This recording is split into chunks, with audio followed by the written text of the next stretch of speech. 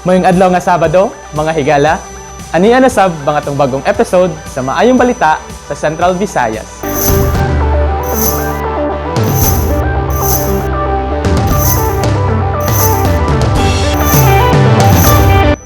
Ang Department of Agriculture Region 7 malampuson nga may pahigayon sa kadiwa sa Pasko sa Cebu. Napahimuslan sa mga mamalitay ang mga barato ug presko nga local farm products nga gibaligya sa kadiwa sa Pasko nga giorganisa sa Department of Agriculture Region 7.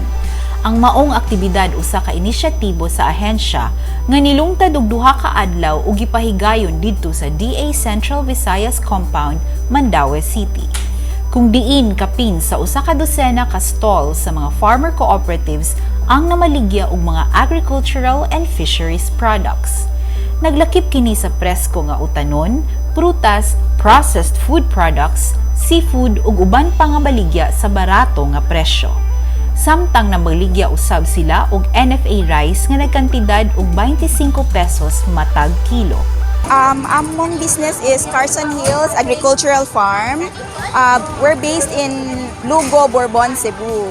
Ang among i-feature karon is the banana chips because our plantation is coconut, banana, and cacao. Ang pagpasundayag sa kadiwa sa Pasko gisugdan pinaagi sa usa ka ribbon cutting ceremony nga gipanguluhan ni DA7 Acting Executive Director Joel Ilumba ug ubang mga opisyales ug personnel sa ahensya. Dako kaming pasalamat sa DA, especially sa AMAD Division, for giving us the opportunity nga maka-display here. Ma-share sa pud namo sa kadaghanan ang among product. Alang sa Maayong Balita sa Cebu, ako si Rachel Nesha. 2022 Babayeng Garbo Awards gipahigayon didto sa Negros Oriental. Gipasidunggan sa Provincial Commission on Women sa Negros Oriental ang mga kababayenan na modelo sa community work sa ilahang lugar. Gila isip Babayeng Garbo sa katalingban sila Mariles Escoro nga taga Canlaon City, Imelda Patlingraw ug Maricel Colegio na parehong taga Gihulngan City sa niaging Garbo Awards kaniadtong December 12 sa Dumaguete City. Nakadaog isip first place sa Escoro kundi nakadawat siya og plaque o cash prize na nagbalor og 25,000 pesos gikan sa PCW o kagamhanan sa Negros Oriental. Aktibo sa Escoro sa komunidad isip presidente sa Unified Women's Organization of Canlaon ug apil sa ilahang programa ang cattle racing para panginabuhi sa ilahang 24 ka miyembro. Ko na silang gitudluan nga dili lang ta magpabilin sa ingon aron nga kanang magdawat bitaw mig incentives. So naami murag time frame nga 3 years from now naanatay ka og galingong baka mismo gumikan sa atong mga ginansya. Aduna sab na dawat ng mga plaque o cash prizes sila Patlingraw og Colegio isip second ug third place winner sa Garbo Awards. Aktibo ang duha sa pagpalapnag sa advokasya labot sa anti-violence against women sa ilahang lugar. Alang sa Maayong Balita sa Negros Oriental, ako si Ray Anthony Lamotan.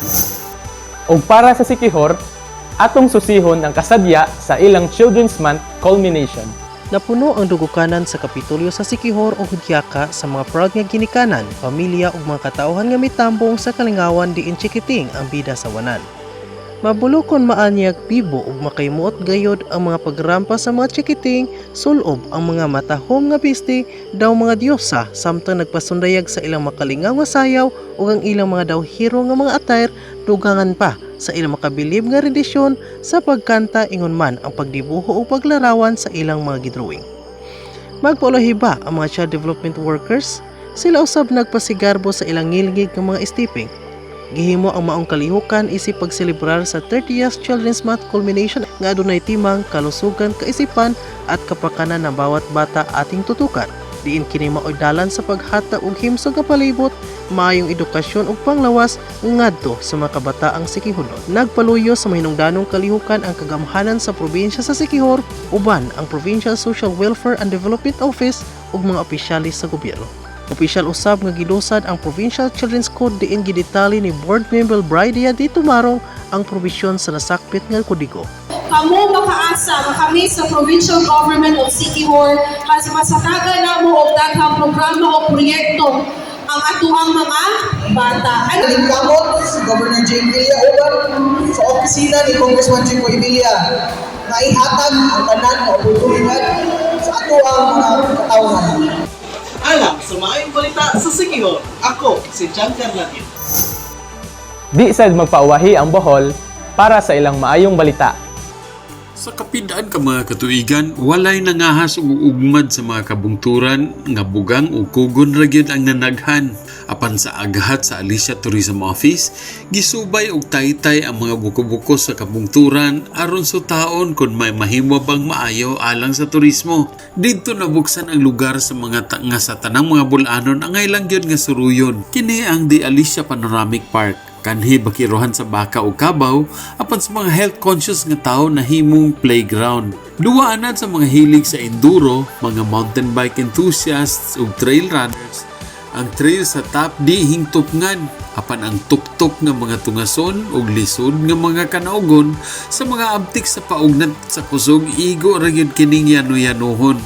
Human sa pila ka oras nga katkat dito sa tumoy sa top, palid ang imong tanang kahangat. Ang top mahimong sakaon mag-inosara apan mas bibo kun uban sa barkada. Siguro halang nga sa inyong pagbaklay may community guides mong nakasabay. Sila ang nabansay sa unsay buhaton kun sa kalisod anunay dili makasugakod. Mao nga karong weekend, bisitaha ang kabungturan sa top. Dalha ang pamilya aron inig abot sa pamaol pagkanaog sa kambaol may muhapuhap. Di maguol nga makagabian. Kay may The Farm kang pwedeng katulgan. Gikan diri sa Balisa Hills sa Alicia Panoramic Park. Alang sa maayong balita Central Visayas, kini si Ray Anthony Chu, PIA Bohol. Nalingaw ra ba mo sa atong episode today? Aduna ba mo'y nakatunan ni ini? Comment below sa istorya na inyong naganahan o mag-uban na punta alang sa mayong balita sunod semana. Alang sa dogang detalye, bisitaha ang musunod.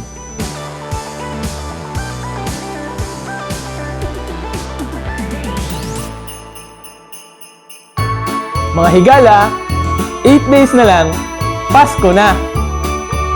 Ako si Rob Cabardo, o mag-uban na punta, sunod semana.